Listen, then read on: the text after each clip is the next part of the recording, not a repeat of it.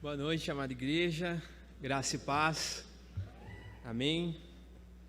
Para quem não me conhece, meu nome é Guilherme, tenho 23 anos, me formei ano passado no Seminário Presbiteriano do Sul, sou da Igreja Presbiteriana de Jardim Popular, igreja essa que há muito tempo atrás foi uma congregação aqui da Igreja de Vila Buenos Aires, que é uma igreja que eu já tive o privilégio de vir algumas vezes. Sexta-feira estava aqui na vigília da Federação de UMP. É sempre um prazer para mim estar aqui. Eu agradeço ao reverendo César pelo convite, por esse privilégio que ele me concedeu de estar aqui ministrando, pregando a palavra do Senhor. E meu desejo é que a gente possa sair daqui transformado, diferente da maneira com a qual a gente entrou, e que esse texto que nós leremos, que tanto me abençoou, possa abençoar a sua vida também. Amém? Nesse momento eu vou pedir para que os irmãos abram a sua Bíblia no Evangelho de João, capítulo 3. João, capítulo 3, e acompanhem a leitura que eu farei do versículo 1 ao versículo 16.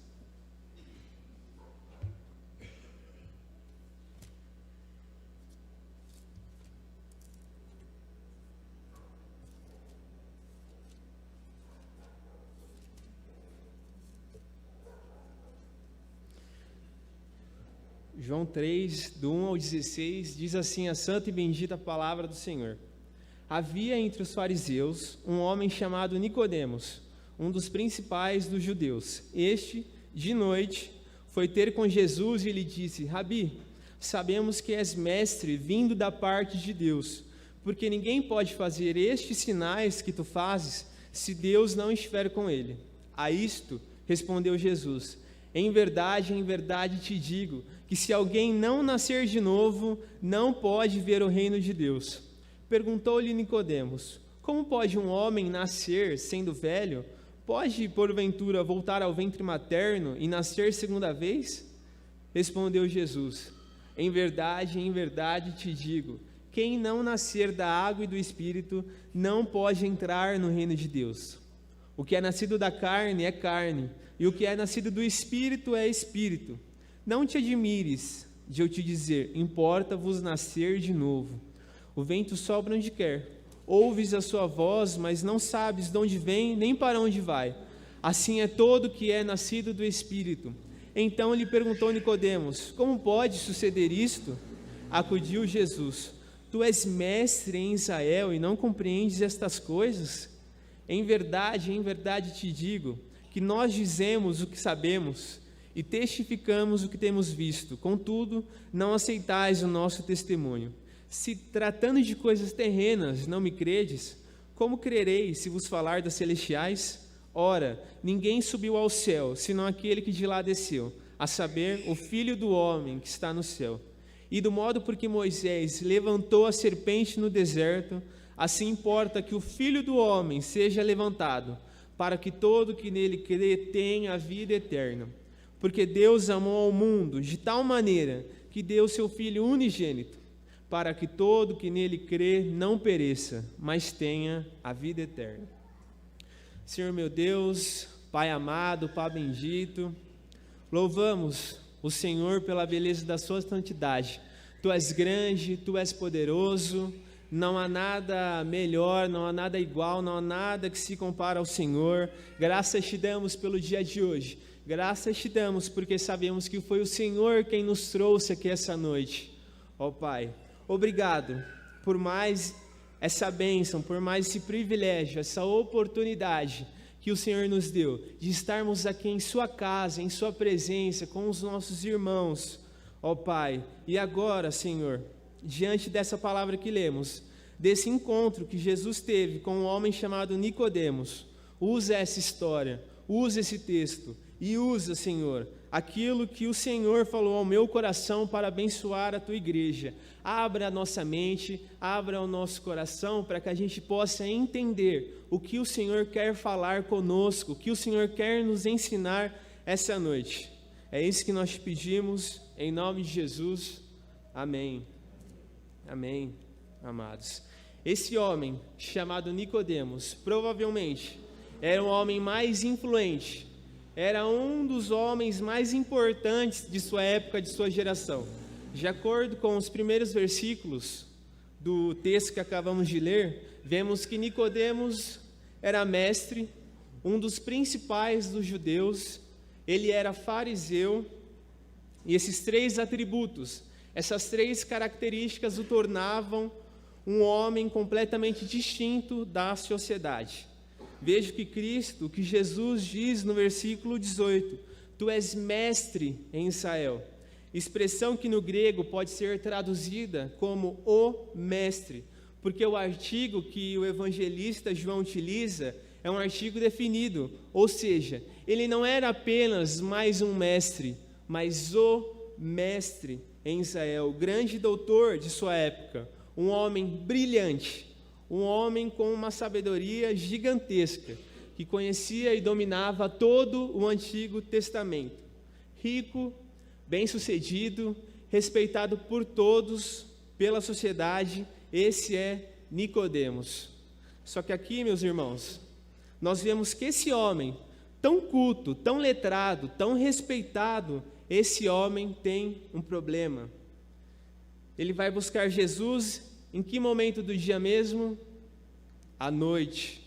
Um detalhe que para muitos de nós passa batido, mas que faz toda a diferença. Obviamente, existem várias e várias interpretações para tentar decifrar o porquê de Nicodemos ter buscado Jesus à noite e não de dia.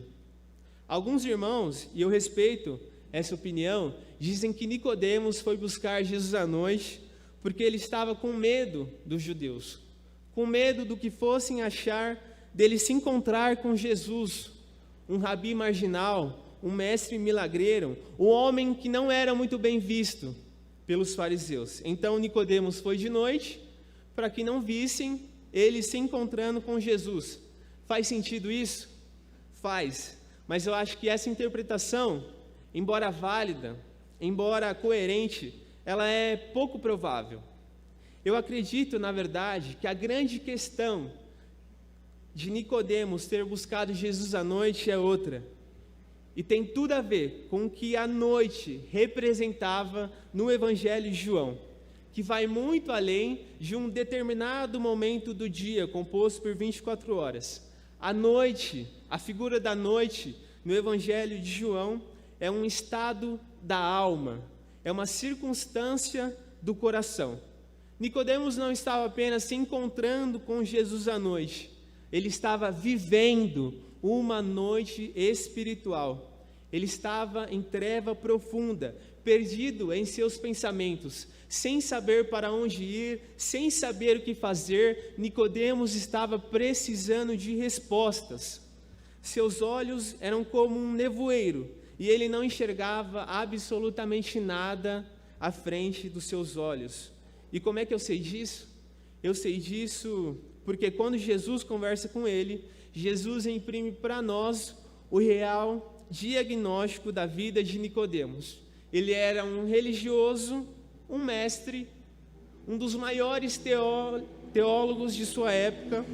Não obstante, Jesus diz que ele nunca passou pela experiência de nascer de novo. Ele nunca passou pela experiência de ter um encontro verdadeiro e genuíno com Deus. E esse é um problema não apenas de Nicodemos, esse é um problema da igreja brasileira, da igreja presbiteriana, esse é um problema da igreja batista, da igreja católica, metodista, anglicana, esse é um problema do mundo. Vivemos em uma cidade, em um país repleto de igrejas. Por onde quer que você vá, você encontra uma igreja, das mais diversas denominações. Somos mais de 70 milhões de evangélicos aqui no Brasil, quase 40% da população. Todavia, o fato de sermos crentes, de sermos evangélicos, religiosos, não nos torna regenerados, não nos torna pessoas salvas, porque são duas coisas completamente diferentes: ser religioso e ser um regenerado. É sobre isso que Jesus conversou com Nicodemos, e é sobre isso que eu gostaria de falar com os irmãos essa noite. O que é novo nascimento? Como é possível alguém nascer de novo? E por que nascer de novo? 3 perguntas que Jesus responde em sua conversa, em seu diálogo com Nicodemos. E com certeza ele responde para nós, para mim e para você. O que é novo nascimento? Como é possível alguém nascer de novo? E por que nascer de novo? Porém, antes de eu entrar na resposta dessas perguntas, eu queria dizer para vocês, meus amados, que o fato de sermos religiosos, evangélicos, presbiterianos, não é garantia de sermos realmente salvos. Quando nos encontrarmos com Jesus, o que Ele vai perguntar para nós, para mim, para você não é: você já foi batizado? Você foi membro da igreja de Vila Buenos Aires, Jardim Popular? Você tocou no louvor, cantou no coral? Você foi pastor, presbítero, diácono? A pergunta que Jesus vai fazer para você não é essa. A pergunta, na verdade, Ele já fez: você me ama? E eu fico pensando, meus irmãos, nós somos religiosos. Eu creio que temos anos e anos de igreja. Eu mesmo estou na igreja desde criança, desde bebê. Somos cristãos profissionais. Porém, muitas vezes, a nossa boca é um celeiro de mentiras, de ofensas, de fofocas.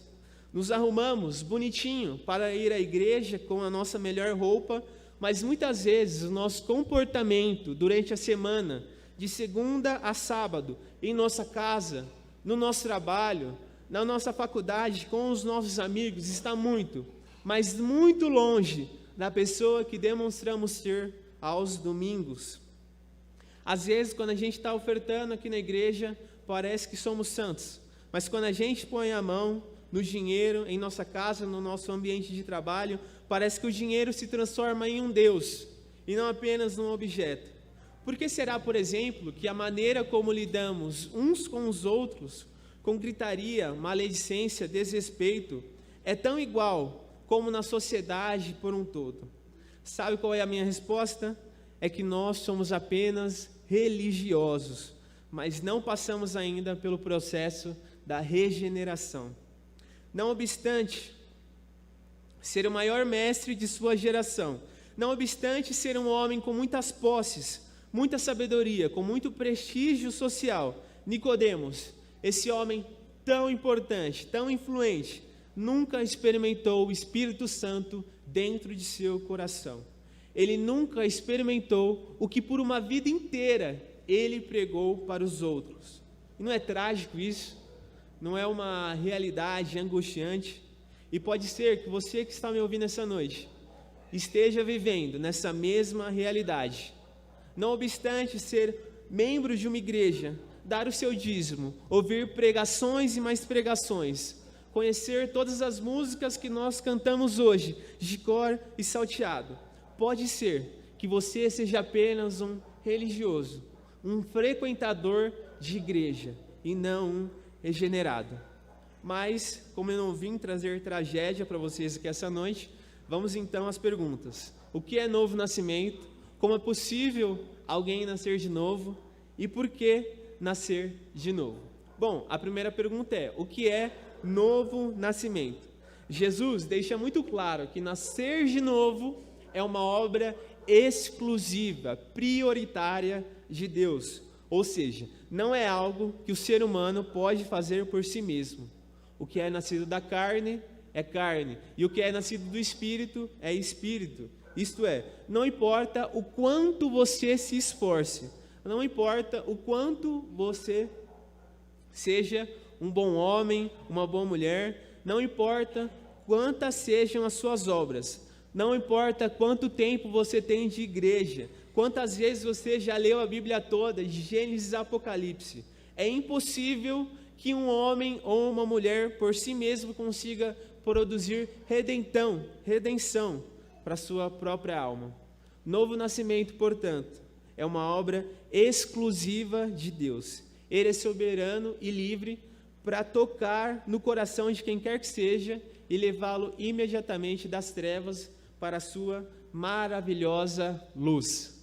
Aquele que nasce de Deus, aquele que nasce do alto, da água e do Espírito, é uma obra espiritual, exclusiva, imediata e protagonista do próprio Deus. Isso é regeneração, isso é nascer de novo. Mas há uma segunda coisa que Jesus ensina sobre o que é novo nascimento. É uma coisa que acontece de dentro para fora, ou seja, é uma mudança interior.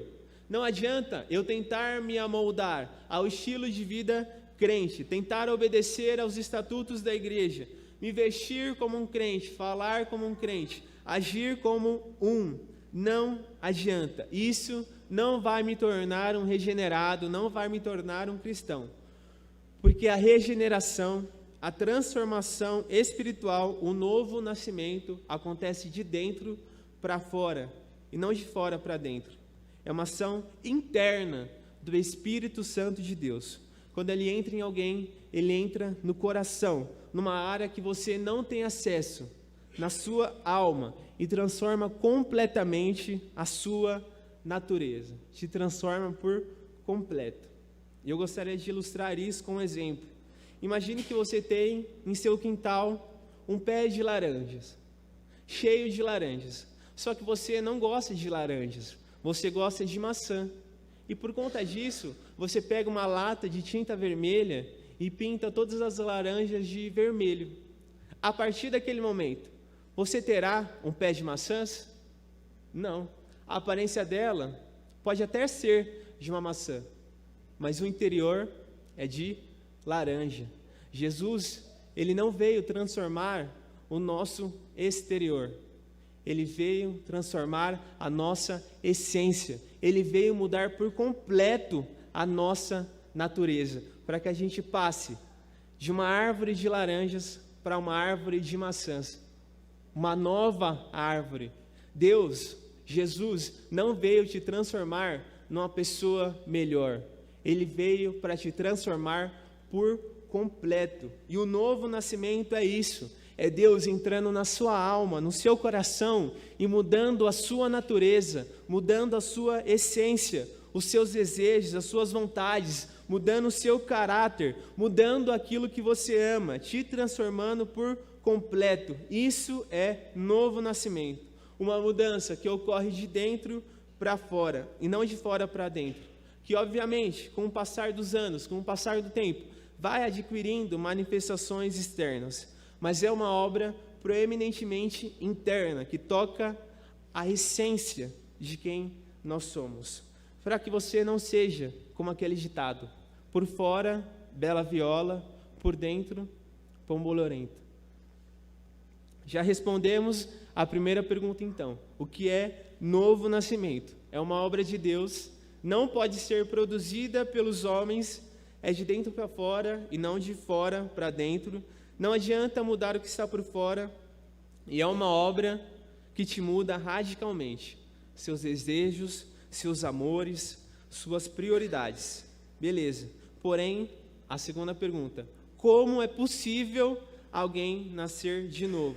Como é que eu consigo ter acesso a esse novo nascimento, ao Espírito Santo, a esse poder de Deus que muda radicalmente a minha vida? Nicodemos faz essa pergunta: como pode suceder isto? E Jesus responde no versículo 14. E do modo é a maneira, modo é o como é que a gente pode alcançar isso? Do modo como Moisés levantou a serpente no deserto, assim importa que o Filho do Homem seja levantado, para que todo que nele crer tenha a vida eterna. Serpente no deserto? Que história é essa? Está no Novo Testamento? Não, essa história está em Números, capítulo 21. Aquele livro, aquele texto que você pula quando você está lendo a sua Bíblia, que você acha um livro chato, Eu vou ler o Novo Testamento, que é mais fácil, que tem Jesus. Essa história está nesse texto. E sabe o que esse texto diz? Eu vou resumir para vocês. O povo de Israel estava há 40 anos no deserto. Eles estavam fazendo o que eles faziam de melhor. Eles estavam reclamando da água, da comida, do calor, do frio, reclamando de tudo, reclamando de Deus, de Moisés, até que eles decidiram fazer uma coisa, a primeira democracia da época, daquele povo. Eles fizeram uma votação, elegeram um novo Moisés, um novo líder para eles e disseram para ele, sua primeira iniciativa política vai ser tirar a gente daqui desse deserto e levar a gente de volta para o Egito. A gente quer voltar para o Egito, estamos com saudades de lá. E aí foram falar com Moisés, olha Moisés, nós já escolhemos o nosso novo líder, a gente voltou, foi um consenso e a gente vai voltar para o Egito. Não aguentamos mais ficar aqui com você. E aí eles falaram uma coisa para Moisés que cortou o coração de Deus. A nossa alma tem fastio desse pão que Deus nos deu. Você sabe o que é fastio? Fastio é nojo, ânsia. Quando a gente vê esse maná, nós sentimos nojo, ânsia desse pão que Deus nos dá. Então o Senhor, farto daquele povo ingrato que só vivia reclamando, enviou serpentes que invadiram um acampamento, que invadiram um arraial, começaram a picar as pessoas e com isso muitos israelitas, centenas, milhares de israelitas estavam morrendo, a ponto do povo chegar novamente em Moisés e dizer, Moisés, a gente está arrependido, pecamos contra ti, pecamos contra o Senhor, por favor, pede que o Senhor acabe com essa praga, mande embora essas cobras, porque a gente não aguenta mais. E foi exatamente o que Moisés fez. Pense em um cara paciente, era Moisés. Eu creio que se fosse qualquer outra pessoa, no lugar de Moisés, diria, não era isso que vocês queriam? Não eram vocês que estavam com nojo do pão que Deus estava enviando? Pois então, que vocês se virem, porque eu não vou interceder por vocês. Mas não foi isso que Moisés fez. Moisés foi, intercedeu pelo povo, e o Senhor diz o que para Moisés? Faça uma serpente e coloque-a no alto de uma haste de madeira. Quem for mordido e olhar para ela, viverá. Em outras palavras, todos aqueles que forem picados, que estiverem envenenados, ao olharem para aquela serpente pendurada, pregada no madeiro, serão automaticamente curadas. O veneno que está nelas será anulado. Agora, a gente volta para João 3. Qual foi o texto que Jesus citou para ensinar Nicodemos como a gente pode nascer de novo? Esse texto, Números 21. Só que você percebeu que Jesus mudou uma coisinha, né? Sim ou não? Porque não é mais serpente. Quem é agora que vai ter que subir no madeiro e as pessoas vão ter que olhar para ele, e quando olharem para ele, o veneno que estava nelas é cancelado. O Filho do Homem, Jesus. Jesus está ensinando para Nicodemos. Nicodemos, você quer saber como é possível alguém nascer de novo? Só tem um jeito, só tem uma maneira, só existe um remédio. Primeiro, você precisa entender que você está morto. Você está morto por causa de um veneno, e esse veneno se chama pecado. Porém, quando você olhar para mim no topo da cruz, quando você olhar para o Filho do Homem pendurado no madeiro e ter fé que eu carreguei os seus pecados, imediatamente a morte que era sua passa para mim, e a vida que era minha passa para você. Sabe como a gente chama isso na história da teologia? Justificação. E o que é justificação? É o seguinte, aqui está o pecador e sobre ele a morte, que é o salário do pecado. Todo ser humano merece o inferno, merece a condenação eterna. E aqui está outro ser humano, o segundo Adão, Cristo, que é santo, santo, santo, em tudo semelhante a nós, mas sem pecado. Qual o salário dele? Vida eterna. E sabe o que Deus fez na cruz? Ele trocou os lugares e colocou Cristo em nosso lugar. Ao passo que quando você crê no sacrifício de Jesus, quando você acredita na cruz, o salário que era teu, a morte, é lançado sobre ele. Os nossos pecados, as nossas chagas, as nossas transgressões, as nossas dores, o nosso vazio e tudo aquilo que pertencia a ele, a santidade dele, a justiça dele, a obediência dele, recai imediatamente sobre nós pela fé. É assim que uma pessoa pode nascer de novo, quando ela descobre o poder da cruz de Cristo, o poder do sacrifício de Jesus, que morreu a nossa morte para que vivêssemos a sua vida. Jesus, que trocou de lugar conosco, que levou sobre si todos os nossos pecados, para que desfrutássemos de tudo aquilo que ele merecia, para que quem cresce nele não perecesse, mas tivesse a vida eterna. E a pergunta que não quer calar é: por que nascer de novo? Por que vale a pena eu crucificar o meu antigo eu, abrir mão das minhas vontades, dos meus sonhos, de toda a minha história, para começar uma nova? Versículo 16, vemos o porquê. E por quê?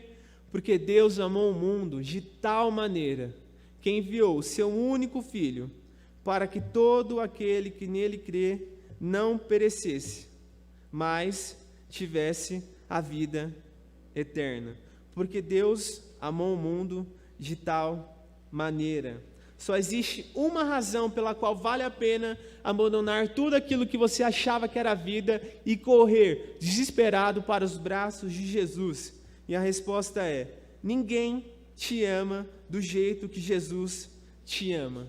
E eu vou repetir: ninguém nessa vida te ama do jeito que Jesus te ama. A minha mãe me ama, eu tenho certeza disso. A minha tia, toda a minha família, os meus amigos. Porém ninguém, nenhum deles, me ama do jeito que Jesus me ama. E como é o amor de Jesus? Em primeiro lugar, o amor de Jesus é de tal maneira. Ou seja, o amor de Jesus excede todos os amores que você é capaz de desfrutar nessa vida. Não interessa o que você já amou nesse mundo. Cristo te ama mais, infinitamente mais, do que tudo que você é capaz de amar nessa vida. Mas o amor dele não é apenas extravagante e extraordinário, excede todos os nossos outros amores. O amor dele é um amor prático, não apenas teórico. Ele é concreto, não apenas da boca para fora. Porque Deus nos amou de tal maneira que ele enviou o seu único Filho. É um amor de doação, de sacrifício. Um amor salvador, perdoador. Não porque você é bom, não porque você é obediente, ou porque ele achou algum louvor em você. Muito pelo contrário. Somos falhos, pecadores, estávamos mortos em nossos delitos e pecados, rebeldes, traidores, mas isso não importa. Não importa quem você é, não importa o que você fez, os pecados que você já cometeu ao longo da sua vida, o amor dele é maior do que tudo quanto você pode experimentar nessa vida. O amor dele é penetrante, transformador. O amor dele é como um caminhão que arrasta você, como um leão furioso dentro de uma jaula, que quando você abre essa jaula, esse leão mata você e ao mesmo tempo te dá vida. Nada se compara a esse amor. E é por isso que vale a pena abrir mão de tudo por Jesus. E é por isso que vale a pena andar com Jesus, ainda que isso custe a minha família, o meu trabalho, tudo que eu tenho, ainda que isso custe a minha própria vida, vale a pena andar com Jesus. Por quê? Porque Ele sabe tudo ao meu respeito. Ele sabe de tudo. E ainda assim, Ele continua me amando do mesmo jeito. Ele, mais do que ninguém, sabe quem você é, quais são os seus defeitos, aquilo que você esconde de tudo e de todos. Ele sabe. E mesmo assim, Ele continua te amando. Só por esse motivo, meus irmãos, que é o amor de Deus por você, já valeria a pena você deixar tudo que você tem, tudo que você é, abrir mão da sua história para começar uma nova e correr para os braços de Jesus, viver eternamente ao lado dele. Deus nos aceita como somos e do jeito que nós estamos, mas Ele nos ama demais para permitir que continuemos os mesmos. É impossível ser alcançado por esse amor tão grande, por essa graça tão maravilhosa e continuar o mesmo e não mudar de vida, porque o amor de Deus, Ele nos constrange, nos aperta e não tem como a gente responder negativamente. E o que eu queria dizer para vocês é isso: o amor de Deus vale a pena, vale muito a pena. Para concluirmos, Nicodemos estava naquela treva. Ele descobriu o que era novo nascimento, como nascer de novo e por que nascer de novo. E no capítulo 19, no Evangelho de João, adivinha quem estava lá ao pé da cruz, pedindo o corpo dele para os soldados e para as autoridades? Nicodemos e seu amigo José de Arimateia. João capítulo 19, versículo 39. Nicodemos e José de Arimateia, e os dois compraram o túmulo mais rico, o túmulo mais luxuoso daquela época para colocar o nosso Senhor Jesus. Nicodemos nasceu de novo. E mesmo quando os discípulos abandonaram Jesus, fugiram da cruz, Nicodemos estava lá. João 19, 39. E também Nicodemos, aquele que anteriormente viera ter com Jesus à noite, aquele que andava perturbado, perdido, sem saber o que fazer, precisando de respostas, esse mesmo foi levando cerca de 100 libras de composto de mirra e aloés. Nicodemos não tinha vergonha de Jesus. Ele tinha uma treva que agora sumiu, porque ele havia entendido, porque ele tinha nascido de novo. E a mesma coisa eu desejo para você que me ouviu essa noite. Só tem duas maneiras de você sair daqui. Você pode sair daqui novo, salvo, regenerado, uma nova criatura, com o Espírito Santo plantado dentro do seu coração, não uma pessoa melhor, mas uma nova pessoa, que passou por um novo nascimento, que abriu mão de todo pecado, que abriu mão de todo hábito, de todo costume, de tudo aquilo que desagrada a Deus, para viver uma nova vida em Cristo Jesus. Ou você pode sair daqui como Nicodemos começou essa história, como um religioso, um membro de igreja, um frequentador de cultos, como um leitor da Bíblia, mas alguém que nunca teve um encontro verdadeiro e genuíno com Jesus.